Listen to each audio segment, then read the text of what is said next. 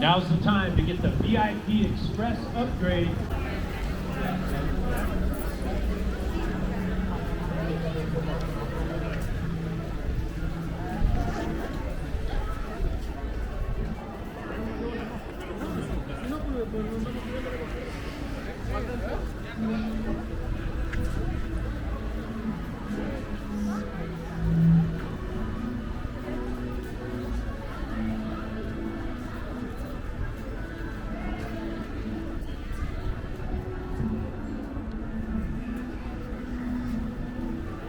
Some of the Harry Potter stuff. Some of the Harry Potter stuff. I was gonna go in.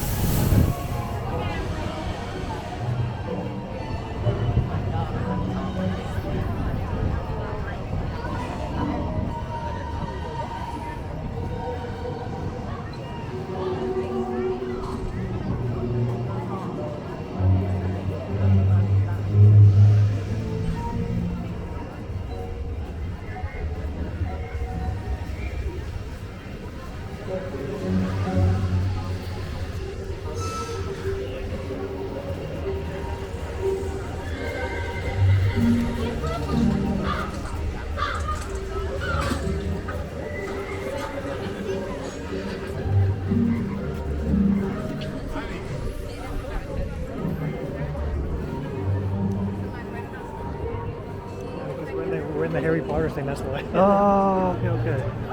That's to say, yo, we gotta go. We gotta go. This is so cool. Yeah.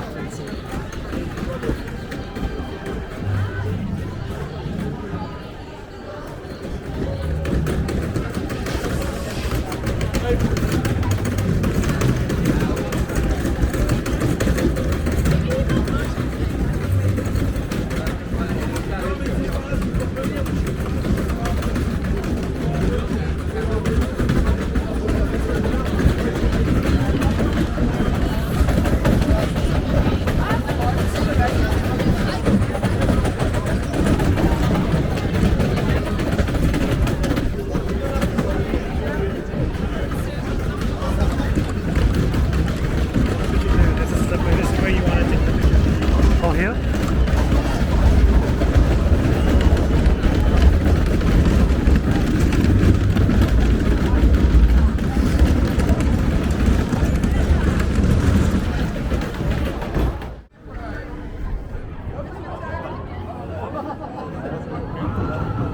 Oh, those are the wands, man. The wands? Yeah, the wands, yeah. I was like, what the heck? Wait, Kate, what's in here? I have no idea what's in here.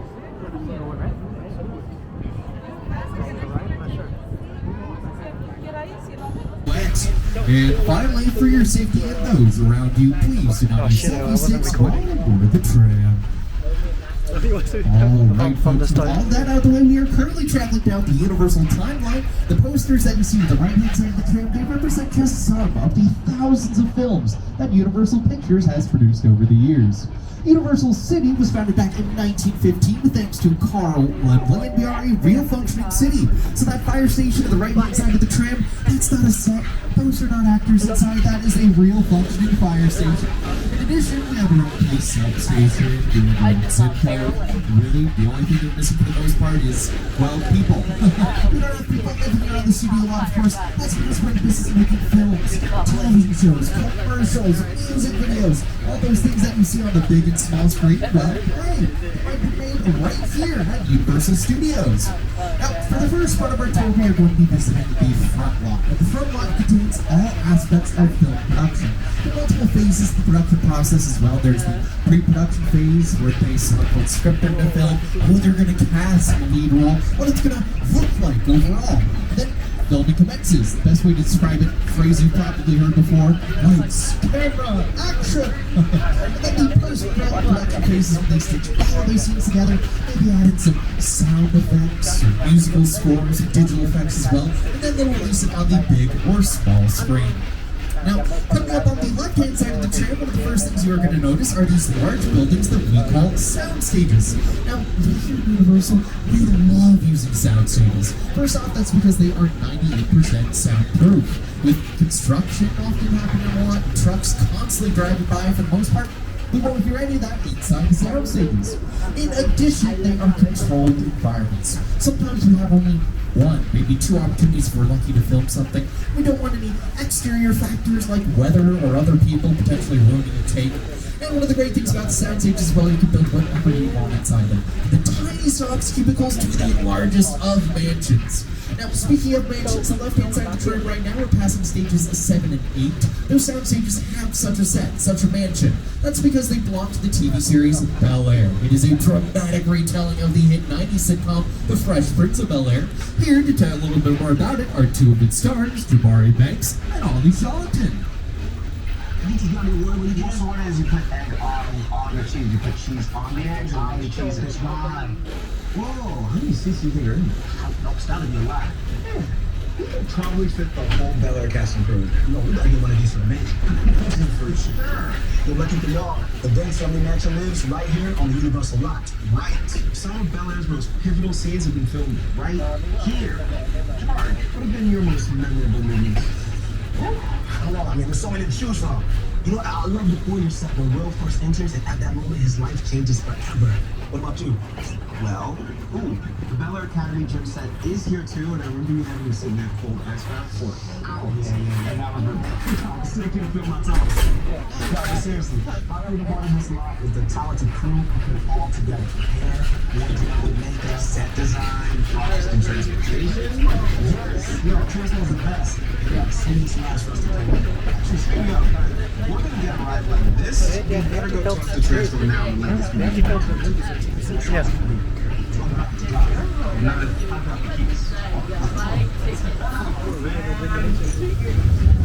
Thanks to Mari and Ollie.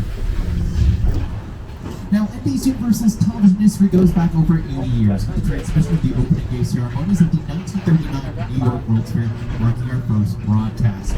Now, more recently, coming up on the left-hand side of the tram, you may notice a certain teddy bear with an ice-cold beer. That is Ted, from our brand new television show, Ted, which released on January 11th, 2024. Here to tell a little bit more about it is producer, director, star, hey, he really does it all, Seth MacFarlane. Hi everyone, Seth MacFarlane here, and I'm excited to share with you a behind-the-scenes look at my Peacock original event series, TED. It's a prequel series set in 1993. That means our skilled craftspeople had to build a high school, a house, and even recreate downtown Boston as it looked back in the day, using exterior sets and facades that you're about to see on the tour. But I should warn you, TED is intended for mature audiences only. So grown-ups, tell the kids to go in the other room before you watch. Come on! To the left-hand side of the tram now, we're passing our bungalow area. These bungalows were originally dress rooms to the stars. Folks like Lucille Ball and Jimmy Stewart had dress rooms right here on the Universal lot. Now, whoever they house are writers and producers instead. Such notable producers that work include Amy Pascal of Pascal Pictures, who produced Spider-Man Across the Spider-Verse for Sony Animation. Now, in just a moment, we're about to enter the backlot portion of our tour, but first off, to the left-hand side of the tram, we have some final sound stages to look at. These are sound stages number 25 and 26. There's some of our more more recent ones. First used back in 2016 for Hairspray Live, which aired on NBC. Currently, Stage 25 is home to the TV series Lopez vs. Lopez, starring George Lopez and his real-life daughter, Maya Lopez, airs on NBC the next day on Peacock. That show, by the way, is a multi-cam sitcom. When you think of sitcoms, you might think of shows like The Big Bang Theory, Friends, Seinfeld, those types of shows. Now, sitcoms usually takes about 5 days to put together one episode of the show. For the first 4 days, the actors are mostly getting it up on its feet. They're memorizing their lines, getting their blocking down. Blocking, by the way, if you're wondering what that is, that's essentially movement around the set. They're memorizing that so the camera operators can more easily follow them around. Because on the 5th and final day, we bring in a live studio audience to watch a taping of the show. The laughter that you're hearing when you're watching a sitcom, that is real, authentic laughter. Now, I will say, of course, sometimes the joke doesn't work. The audience might not get it, might not find it funny. It happens. Now, when that happens, though, the writers, they're still working on the show during the filming. They're going to quickly spring into action, try to come up with new material, new jokes. Once they find something they like, they'll tell the actor, hey, try saying this instead. And if the audience laughs, that's going to be the joke that's in the final episode of the show. So that's just a small taste of how we make a sitcom. Now, though, we have entered the backlot portion of our tour, and our backlot, as you can see, is where our large-scale exterior sets are located. This first area, this is our metropolitan area. You might have seen such things like Transformers, directed by Michael Bay, as well as Captain America, the First Avenger. We see Chris Evans running down 1940s New York, chasing after the Hydra agent. That was right here on the Universal lot. Now, to the right-hand side of the tram right now, you're going to see a little bit of some production design for a brand new television show called A Classic Spy, starring Ted Danson, which is going to be coming out to Netflix later this year. Also, further down the street, you'll see a little bit of our New York street. Now, I do have a confession about our New York street. I'm an LA native. I've lived in LA my whole life. And, well, I've never been to New York, so I don't know a ton about it. But fortunately, that is why I have a co-host. He can tell you just a little bit more about our New York street. Hey everyone, welcome to New York! I got my start right here in New York on Saturday Night Live. This is actually my old neighborhood. Once got mugged over there. An old woman. Tough lady. This is my favorite hot dog guy. Hey buddy, how's it going? Remember me? No. Just like old times. Gotta love New York City. Hey, I'm walking here! I'm walking here! Hey.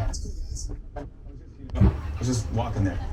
So it's not exactly New York, but a lot of times when you see New York in the movies, it was shot right here on the Universal Metro. Yeah. If you can make it here, you can make it anywhere. Even if you make it here on the Universal lot.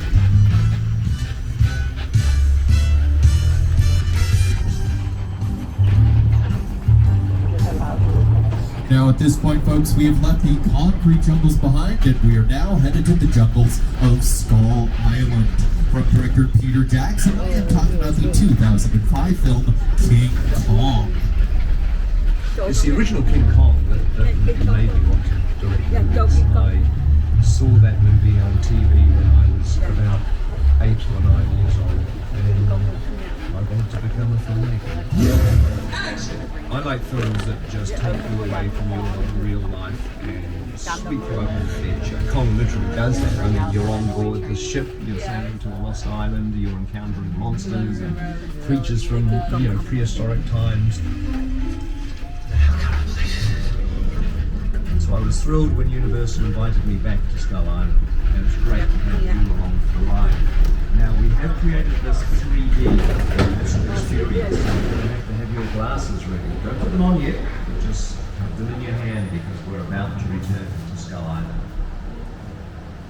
Now before we return to Skull Island, folks, just a quick reminder this time to please remain seated at all times. Keep your arms, feet, legs inside the vehicle.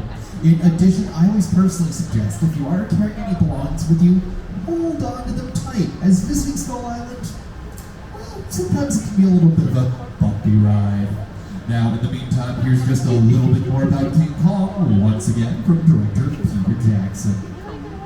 We really put a lot of thought into the character and personality of Kong, and he's so much more than a monster. In fact, he's not a monster. He is an incredibly majestic, ancient creature. He's a force of nature. He's old, he's wise, he's proud, he's fierce, and obviously he has a heart. The most important feature of Kong are his eyes. Kong's eyes are wonderfully expressive. They're full of emotion. His eyes are like a window into his personality.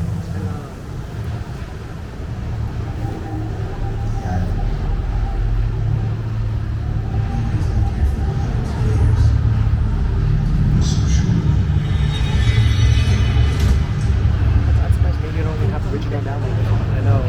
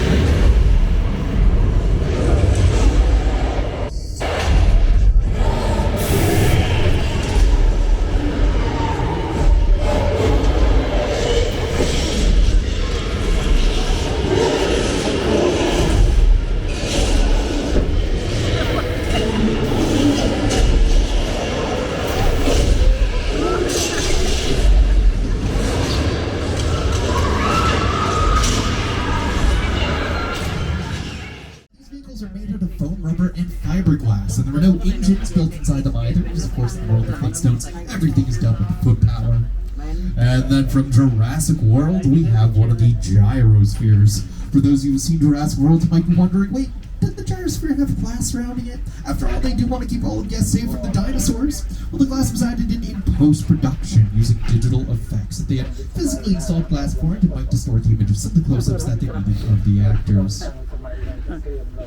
Okay, so at this point, folks, we are now leaving Los Angeles behind for just a moment. We're now headed to an island off the coast of Costa Rica to check out a brand new amusement park. You know what? There's really only one person who can do this justice. Welcome to Jurassic Park.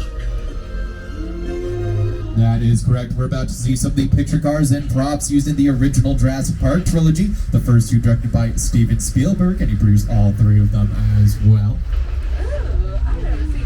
Now, in addition, we do have some of the actors here, specifically the dinosaurs! Oh no. Don't worry, folks. It seems like some of them may have gotten out. Maybe a quicker rider at this time. Do please keep your arms, feet, and legs inside the vehicle at all times, in case you don't want to get hit. The left-hand side of the tram right now, we have the Mobile Lab unit, as in the Lost World Jurassic Park. Now, the vehicle looks like it's made of metal. It's actually made of plywood, though, a fairly light material. The Mobile Lab units feature a lot of complex practical effect shots. Practical effects means we try to achieve the effect on set as opposed to adding something in post-production using digital effects or CGI, computer-generated imagery. For instance, the left-hand side of the tram right there, that large dinosaur, that would be considered a practical effect. Now here, let me show you that Mobile Lab unit briefly in action from the Lost World Jurassic Park, and I'm going to talk just a little bit over this clip as well. So, like I said, what they're doing right now is a practical effect. It had to be made out of plywood so they could more easily push the vehicle around. The only digital shot is right here when the vehicle actually falls over the cliffside.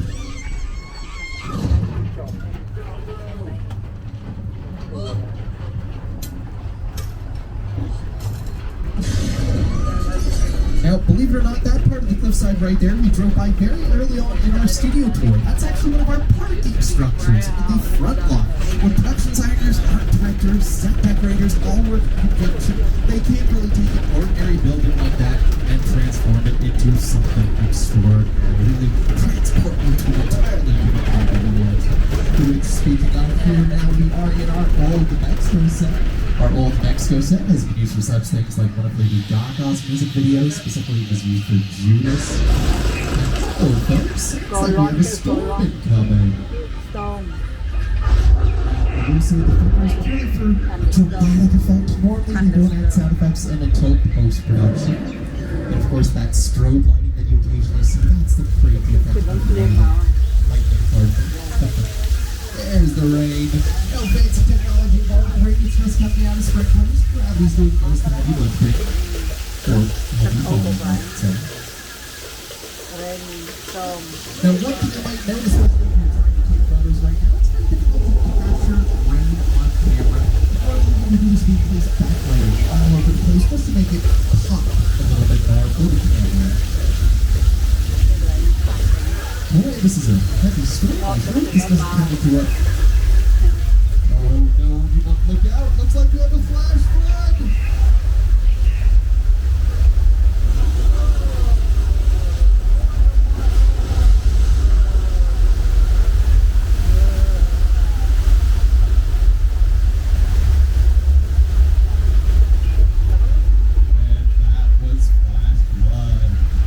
Is one of our oldest still standing attractions for the Studio Tour. The Studio Tour, by the way, is celebrating its 60th anniversary this year, so happy 60th to us.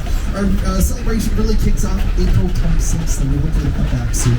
Now, Flash Flood, you might also recognize from the film Big Fat Liar, starring Frank Hines and Anne Hines, and a recent Oscar nominee, Paul Giamatti.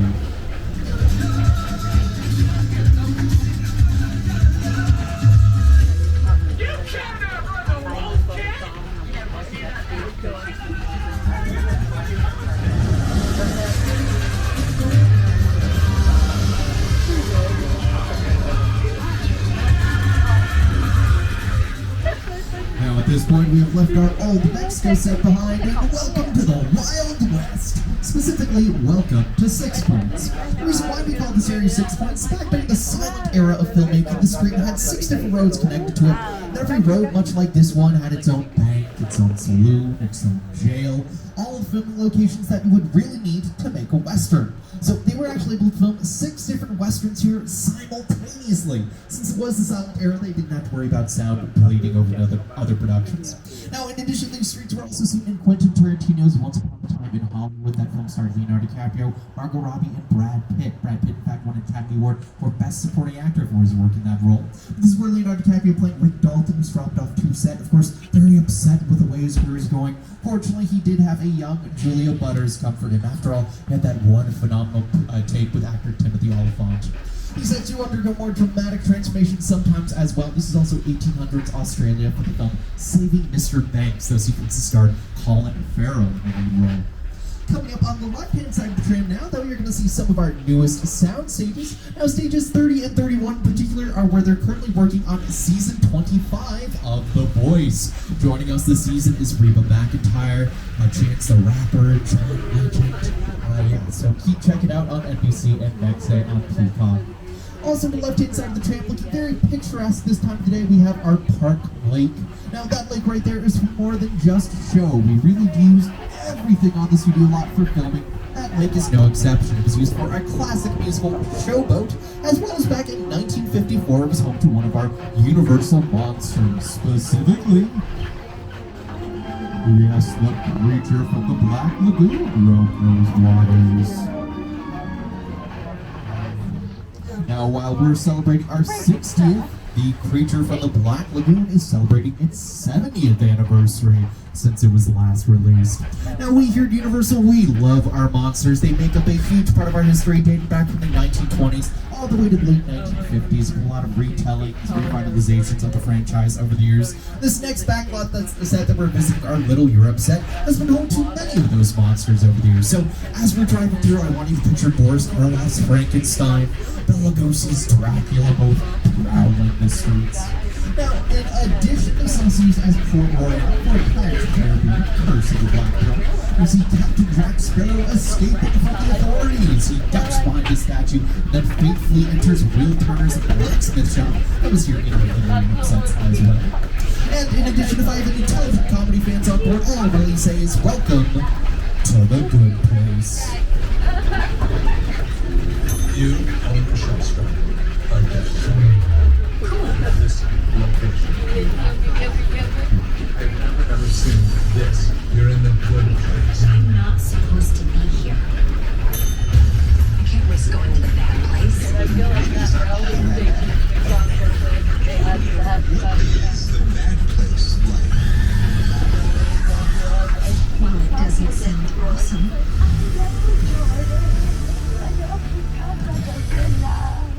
Now, our Little Europe sets used to be over 19 acres, as you see though, significantly smaller these days. But our Little Europe sets were used for a film that not too long ago, last September to be specific, celebrated its 100th anniversary. That film is The Hunchback of Notre Dame and starred Lon Chaney. For those who don't know, Lon Chaney was a phenomenal actor known for doing his own makeup, creating these very grotesque, creepy characters. In fact, he was so good at it, he was referred to as the Man with 1,000 Faces. There was another film that he did, The Phantom of the Opera, and said they had to have workers on standby with smelling salts because patrons would faint once they saw Lon Chaney remove his mask. Lon Chaney was also very protective about his makeup secrets. He did not tell anyone, not even his own son, Lon Chaney Jr. But don't worry, Lon Chaney Jr. turned out alright as he went on to later portray the Wolfman for Universal Pictures, among many other things as well.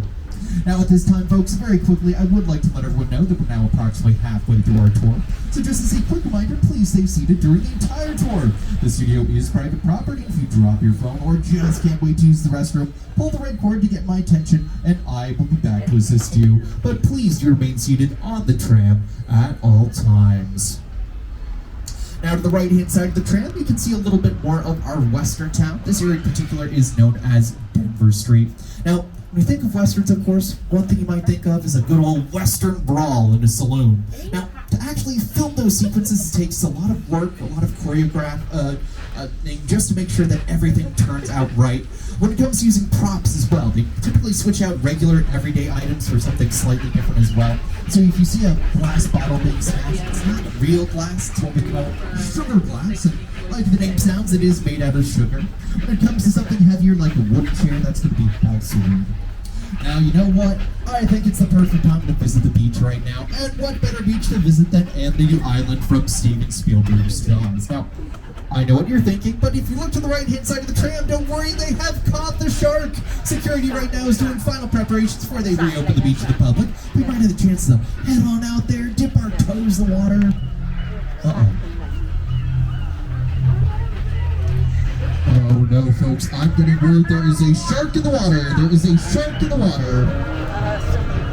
Boy, our friend George is a diver. I sure know that's George. George, quick, get out of there! There's a shark! Oh, poor George. That's a guy being...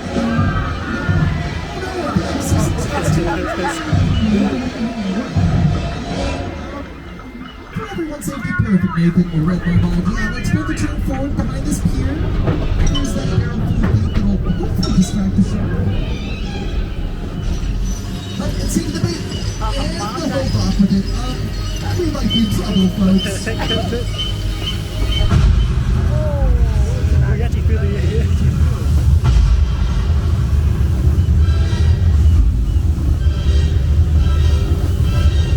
Look out, there's the shark!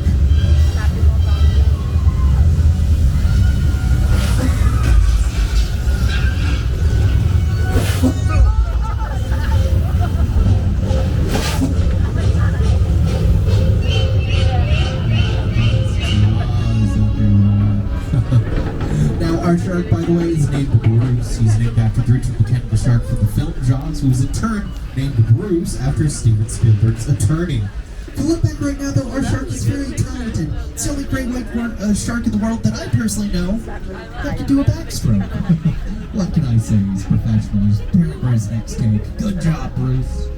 Now, the original mechanical shark for the film Jaws was very difficult to work with. When they built it for freshwater. It worked like a charm. However, they filmed Jaws out in the Atlantic Ocean, the saltwater. The first time they put it out there, it immediately sank to the bottom of the ocean. That was just a small sign of the huge problems they would encounter while filming Jaws. Here to tell you a little bit more about that is director Steven Spielberg, as well as some of the cast. That's a much more line shark. The shark is frustrating. It didn't really work all the time. It didn't work at all. Wherever you were on the island, you could hear the radio voice. They were always saying, the shark is not working. Repeat, the shark is not working. We just waited and we just waited and waited and waited. The shark worked well enough for a while there, and then it was like the parking lot.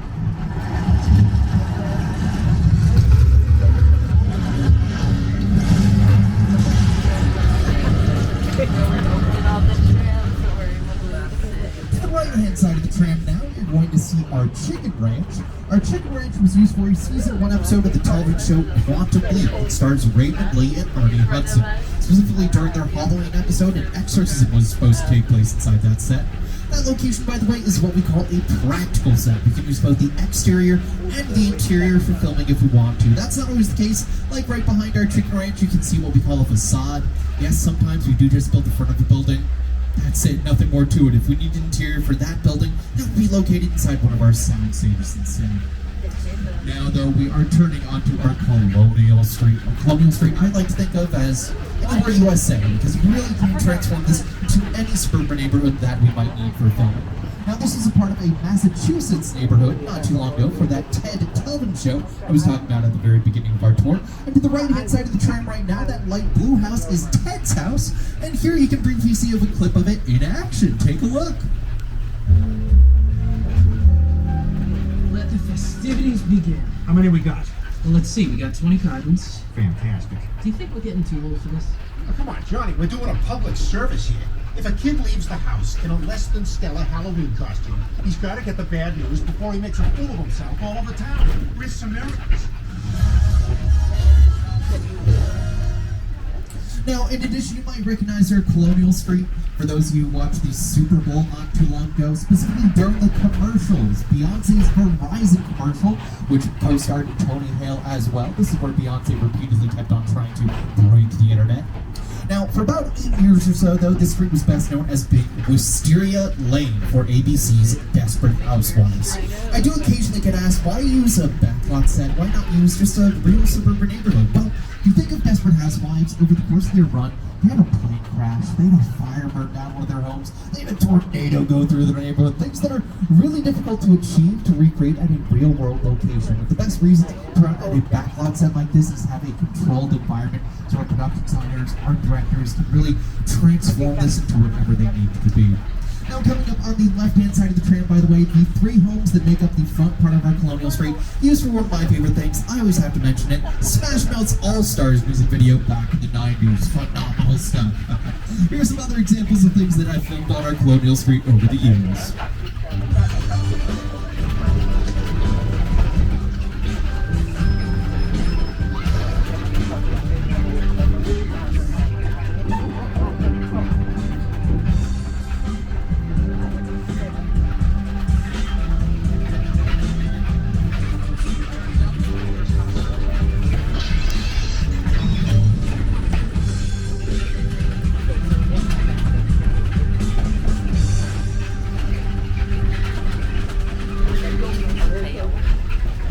Sometimes the script asks us to get away from it all, travel out the middle of nowhere. However, with a large cast and crew, that can be extremely difficult to do, especially when it comes to filming. That's where this road that we're driving on right now comes in handy. This is our wilderness road, and it has been used for such things like the Netflix original film Bird Box, starring Sandra Bullock. This is where a makeshift campsite was built for that production. It's also seen in the Fox TV series 911, starring Angela Bassett, a rescue for a crashed limousine took place here. Now, very quickly, folks, I would like to let everyone know that we're now approximately 15 minutes away from the end of our tour, and we will be returning to the theme park shortly. Just remember again to pull the emergency cord if you need assistance and remain seated on the tram at all times. Now, coming up on the left-hand side of the tram, you're going to see a little bit of our War of the Worlds set. Now, War of the Worlds starred Tom Cruise and Dakota Fanning and was directed by Steven Spielberg. Now, we here at Universal, we've had a phenomenal relationship with Steven Spielberg over the years. We've had the chance to work with him a lot over the years. And it's been a very fruitful relationship, of course. In 1993, he took home Best Director as well as Best Picture for the film Schindler's List. Now, another Academy Award-winning director is Jordan Peele, and right now we're about to visit the most recent set of his film Nope. Welcome to Jupiter's Claim. Yes. Movie magic only happens when a team of collaborators, often in hundreds, work together to take an impossible notion and bring it to life.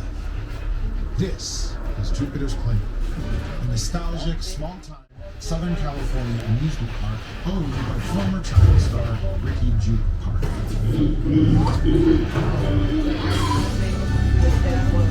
Over there, look into the Winking Well. Have your picture taken just like the kids in that old 90s movie Kid Show. That's what this whole place is loosely based on. Remember that one? No? What? A little further down, you can see the brand new Spun Lasso experience. Built to showcase an unbelievable Of that building, there's something else on the side, and it's got one of those like massive studies that create. Welcome to the world of no.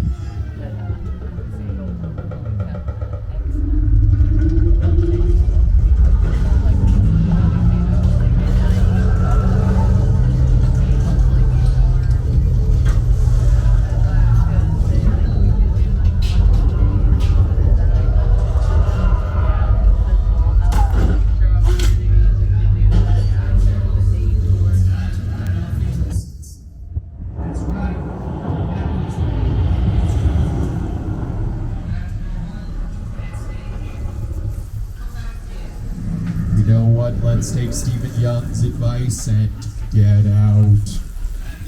After all, waiting for anything to happen to us.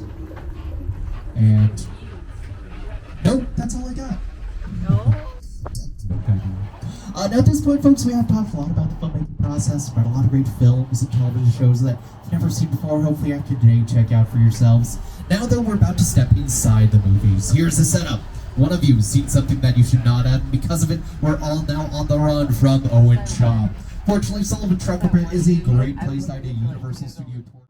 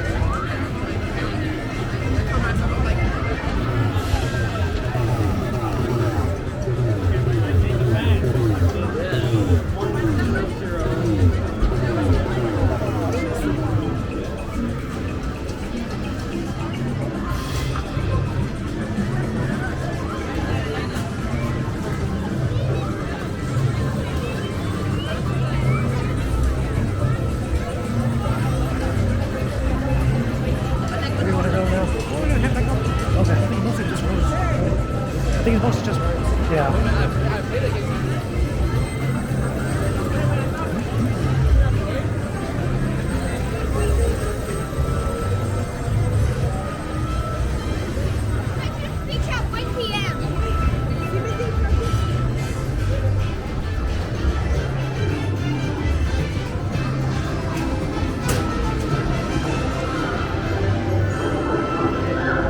Yeah, so this just seems way more packed than anything else.